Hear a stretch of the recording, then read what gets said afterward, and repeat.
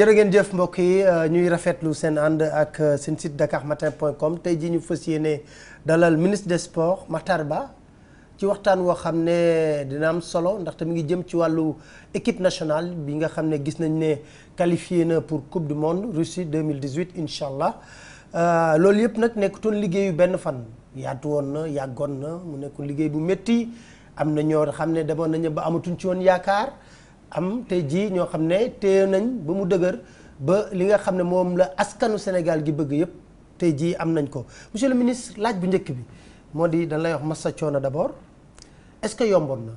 mais Papa Ali maa ngi lay sant di am mbégte dajewaat ak yow. ci waxtaan wi ñu seq ci qualification coupe du monde 2018 di Russie di wax it ne coono jàmm la coono bi moom bari woon na.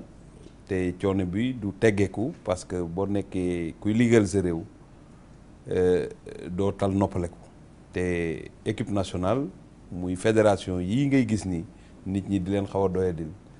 jàpp naa ne moo ko armée yem parce que ay mission défendre seen réew lañ non seulement dinañu liggéey ci seen réew mais bu ñu génnee dañuy jaay seen image yu réew mais dañuy défendre seen réew ku la ne nag qualification bi yomb na même ñiy supporter yombul ci ñoom waxtuma laa les vrais acteurs yi nga xamante ñooy dugg ci terrain bi wala administratif yi nga xamante ñooy xeex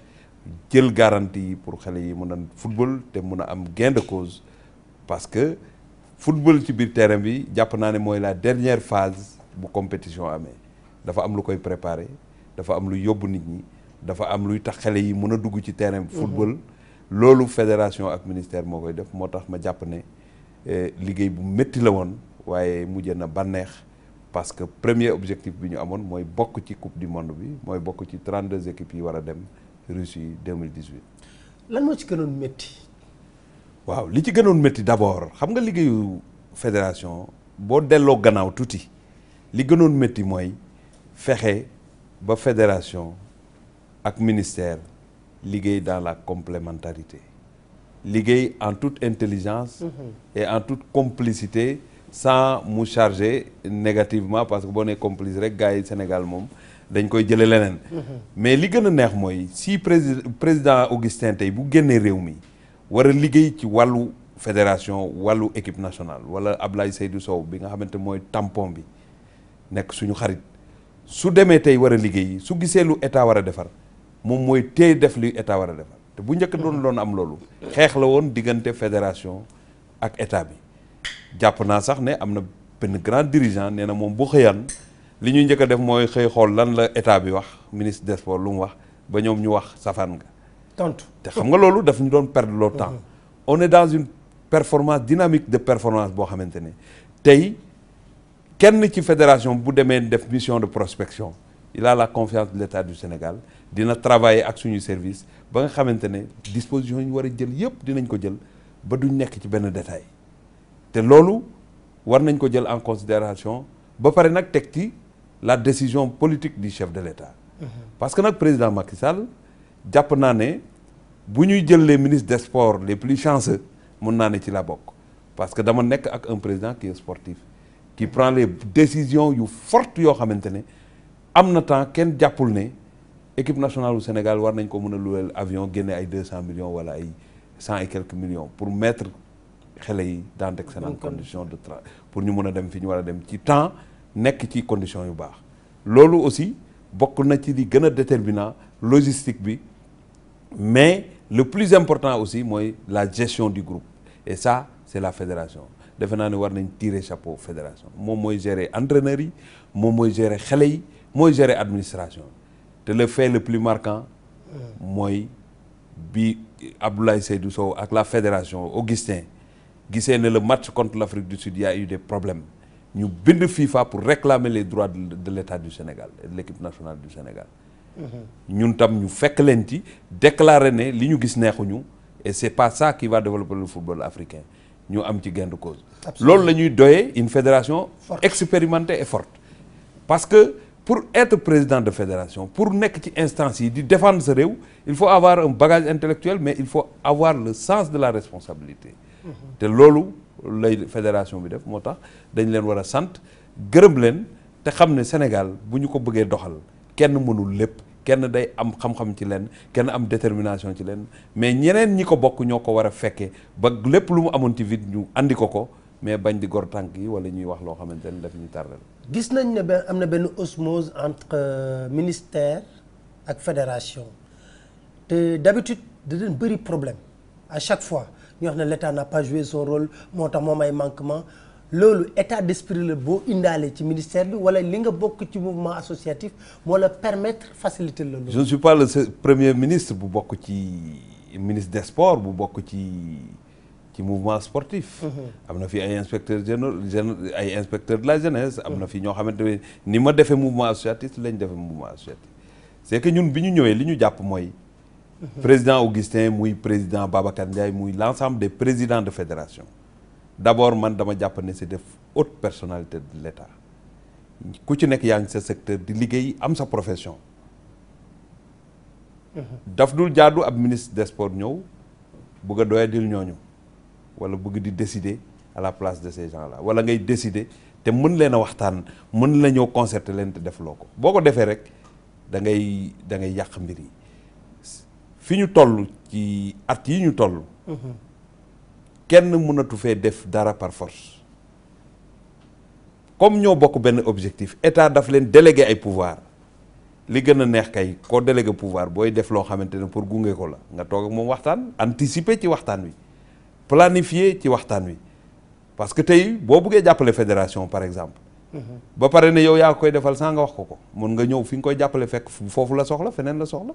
loolu day andi incompréhension c'est vrai que ñoom nag c'est des amis que j'ai connus bien avant mais xam naa ci ñoom ne am na loo xam ne bu ma ko defoon tey am nañ responsabilité pour l'intérêt supérieur de l'État du Sénégal ne ma lii ngay def du noonu mais man mii am na ci loo xam ne ñoom bu ñu ko defoon te ma war a servir je le ferai sans état d'âme parce que dañu seq loo xam ne c'est sacré te c'est des fonctionnaires de l'État ñii nekk ay hauts cadres ñii nekk ay directeurs de société war nañu am responsabilité am ay convergence parce que moi même bu amee sama mission permettrait ma décider benn affaire en temps de paix y a rien je préfère les appeler ñu waxtaan ba jël décision bi man maa koy jël parce que waxtaan yàqul jël décision bi nga war a jël et donc l'État en tout cas loolu mooy sama taxawaay loolu la mu président sant pour que le climat là soit apaisé ñu travailler en toute synergie ma wax ko ñi nga xamante ñoom lay liggéey mes plus proches collaborateurs ñu taxawee noonu ñuy waxtaan di anticiper on rencontre des problèmes mais on les règle à l'interne parce que lépp yembul le budget du ministère mënul règle lépp mais boo anticiper ci waxtaan déggoo dana am te muñ dana am solution dana am donc j'ai en face aussi des responsables qui sont des patriotes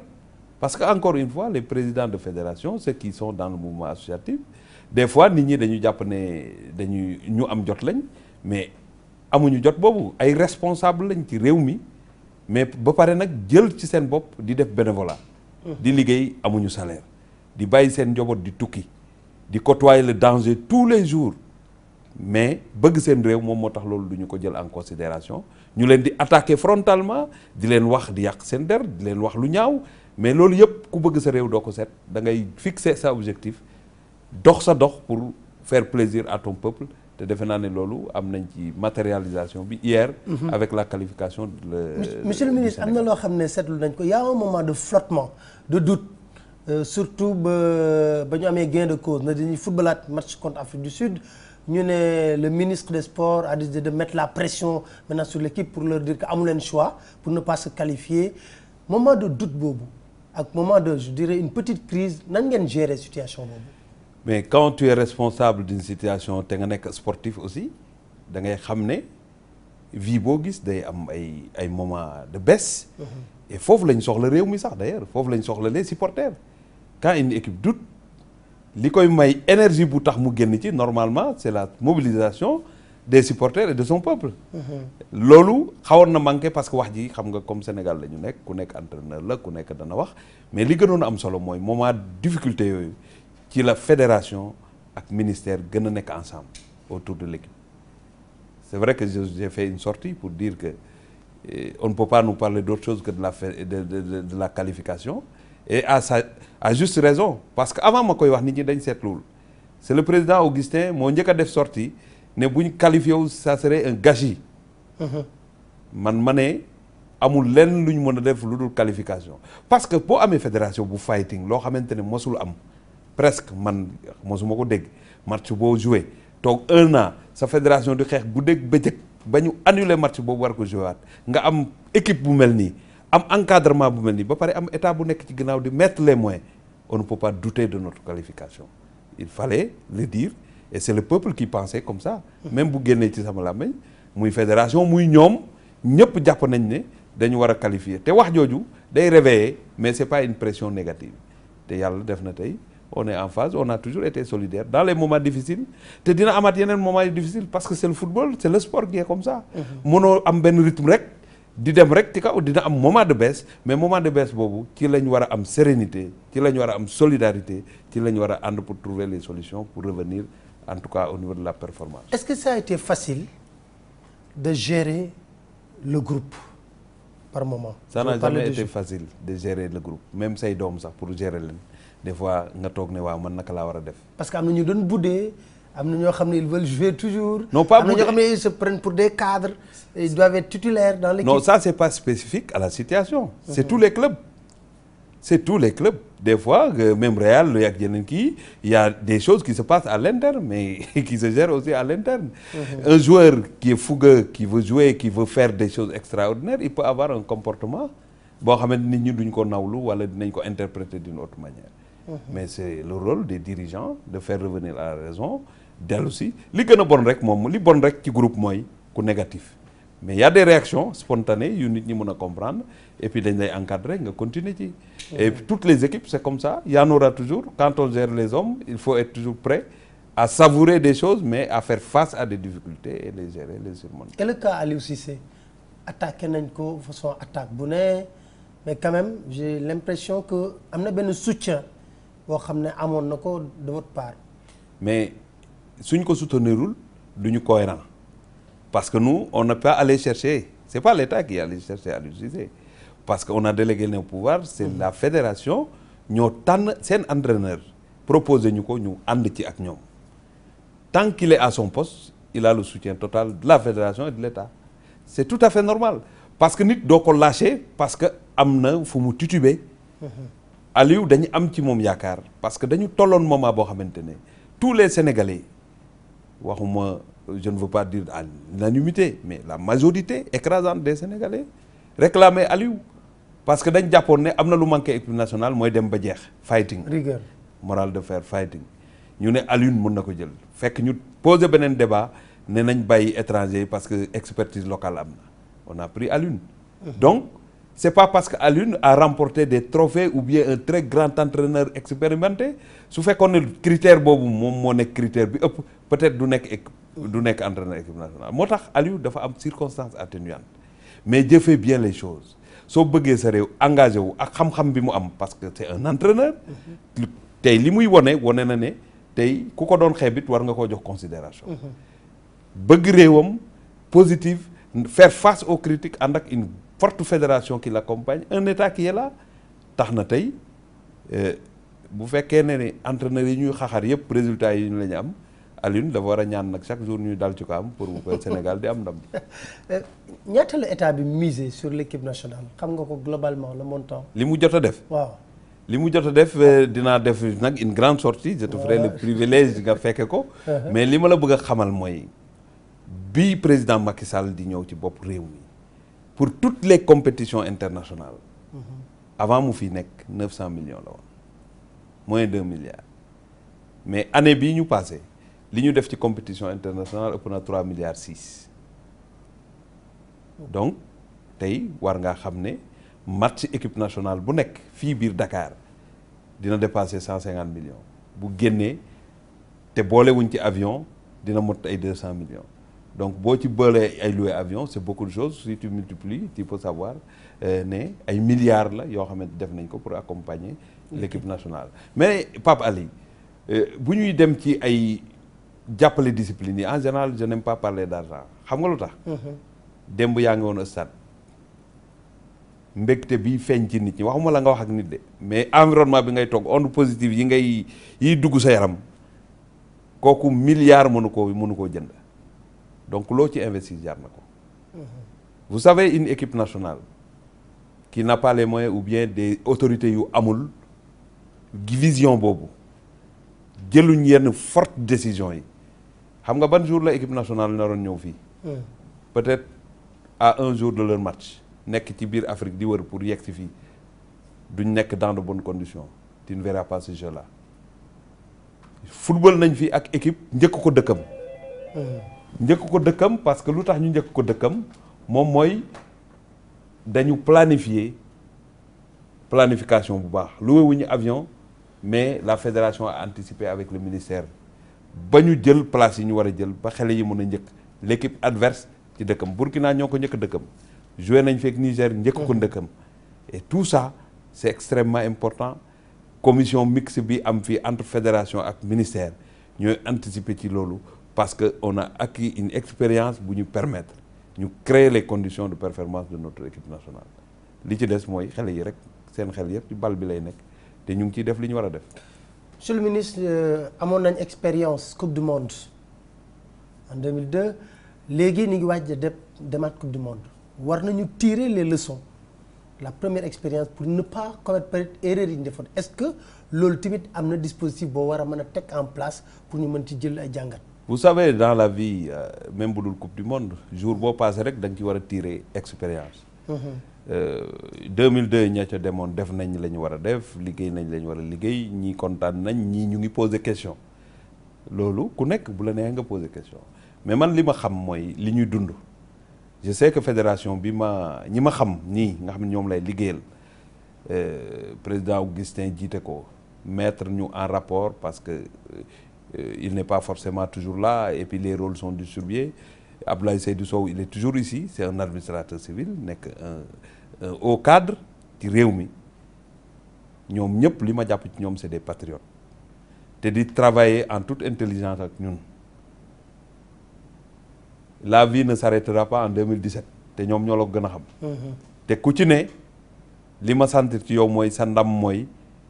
bi ñu fi nekk lii ñoo ko fi def lu rafet donc jàpp ma ne benn détail dina am fi ñu jëm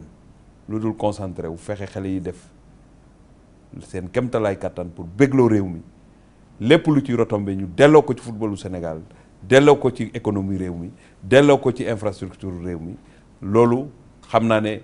Même buñ ci discuter gul formellement xam naa ne loolu du wàcc li ma wax parce que on a en face une fédération extrêmement responsable qui n'est pas en conflit avec l'État qui n'a pas de problème avec l'État il y a des choses yoo xamante ne fédération dinañ ñu koy rendre compte bu leen neexoon du ñu ko def parce que te sax ñun duñ leen ko laaj mais tout lépp lu fédération di def nous on est au courant même bu dul lu formel parce que dañ ciy waxtaan cër bi ñu leen jox moom lañ ñu delloo ba mu. mais déjà encaissé nañu 7 milliards voilà. ce qui se passe mooy la ni FIFA di def rek. d'ailleurs il faut féliciter la FIFA parce que bu fekkee organisation internationale nii la ñuy fonctionner sport dana gën a am solo nit ñi dinañu gën a gëm sport. di nga jël trophée doo am sax 100 francs nga qualifier coupe du monde am des milliards qualification rek parce que Sénégal nag dañu war a honorer wu ci li xew 211 presque yu affilié FIFA ay pays. yoo xam ne dañ daan football ñu jël ci 32 nga bokk ci loolu ndam la Pape Ali bu doxul ñëpp ay sëngem waaye bu doxee ñëpp war a ree nag on ne peut pas faire la fine bouche. dañu war a tàgg suñu bopp loolu du ay yàkkamti ay du ngeen def nañ ba pare lii ñëw dinañ préparer pour def fa dara waaye li ñu jot a def dañ cee war a bég war cee sant war cee gërëm yàlla loolu lañ jot a def maintenant 400 millions de dollars suñu ko jëlee séddale ko 32 pays ku ci ne li nga war a am ay 6 milliards ay poussière loolu bu duggee fa mu war a dugg lañ ca war a def danañ ca war a def te nañ ca war a rendre compte ci réew mi dinañ ca rendre compte parce que nag pour ñun ay ndaw lañ même bu ñu yoree yenn responsabilités yi 2017 day jeex fédération day weesu te xam naa ne ni may sàmmee sama bopp sàmm sama njaboot bëgg sama réew bay jubal sama kemtalaay kattan nu ko raw la ñuy nekk fédération nekk ci li ma xam ci ñoom te liggéey boobu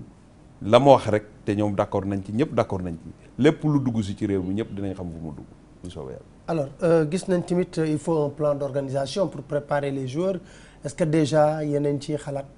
Pape Alé nag xam naa ne tey bu ma la waxoon ne ñu ngi ciy xalaat di nga ne waaye gars yi ñoo dëgër fit parce que démb lañ jóge ci stade bi suñu paree ci lii ba évaluer bu li ñu def jot a def ba pare fekk entraîneur bi waxtaan ak ay technicien ba xam plan bi mu bëgg a préparer wu yooyu yëpp bu ñu ko defee dinañ ci waxtaan ci budget bi ba pare rendre ko public parce que il faut être cohérent dans la vie il faut du travail très sérieux il faut pas se lever jóg benn jour rek taxaw ne non lépp réglé na on est ensemble loolu bu ko Sénégalais yi bàyyiwul on est ensemble boobu day tas réew mi da ngay jël sa temps booy savourer nga savourer boo amee naqar nga génn ci toog waxtaan def la nga war a def joxante loxo ku ci bokk nga boole ko ci su ko defee li ñuy tracé dina jub. ba ñu jógee ci coupe du monde am na coowul xaalis ba amoon dafa mel ni su ma déggee sa benn kàddu wax da nga dànkaafu ne yooyu dootuñu ko fi déggati il faut muy leer. dama leeral. dànkaafu mooy kuy waaj a def lu mu war a def wala koo xalaat njortu ne kii du def lu mu war a def man li may wax. su fekkoon ne la fédération amuñu rapport yi neneen lay waxee mais ni may waxee dama leen di won ne la fédération sénégalaise de football ña ca nekk gënuma leen bëgg réew mi gënuma leen bëgg footballu Sénégal ci CAN bi passé rek joxe nañ ci exemple parce que ristourne yow à hauteur de quelques centaines de millions mais jox nañ ko subvention club yi am ren mosta am delloo nañ xaalis bi ci club bu footballu Sénégal même bu consistant parce que xaalis ba bariwuloon waxtuma laa nag bu nekkee ay milliards nga xam ne mun nañu investir dama lay jox exemple rek waxuma la loolu la ñuy def nag parce que bëgguma nit ñi jàpp ne loolu la ñuy def mais jàppal ne tey jii bu fekkoon ne dem nañ ba ay demi-finale quart ak lay ñëw yëpp fédération am idée ne day tabax hôtel 5 étoiles tuddee ko l'hôtel des Lions wala la demeure des Lions de la Teranga mais boobaa état dina loué hôtel pour dugal ci équipe nationale c'est un investissement qui va durer l'état dootu beneen feneen lay dugalati xaalis boobu mais dépense u ay hôtel ni mu géré dañ koy bàyyi est-ce beneen équipe bu ñëwee regroupement fii duñ ko loué est-ce du am yeneen pays yu ñëw fii en préparation duñu leen loué foofu du nekk ay rentrée d'argent ça c'est un seul exemple parmi tant d'autres des milliers d'exemples yoo xamante ne buñ ci yegsee dinañ ci wax ci liñ ci war a wax dinañ ci partager ak ni ñu ci war a partager et puis on informera le peuple sénégalais. Alors monsieur le ministre un dernier message fort booy adressé Sénégalais yi en direction de la coupe du monde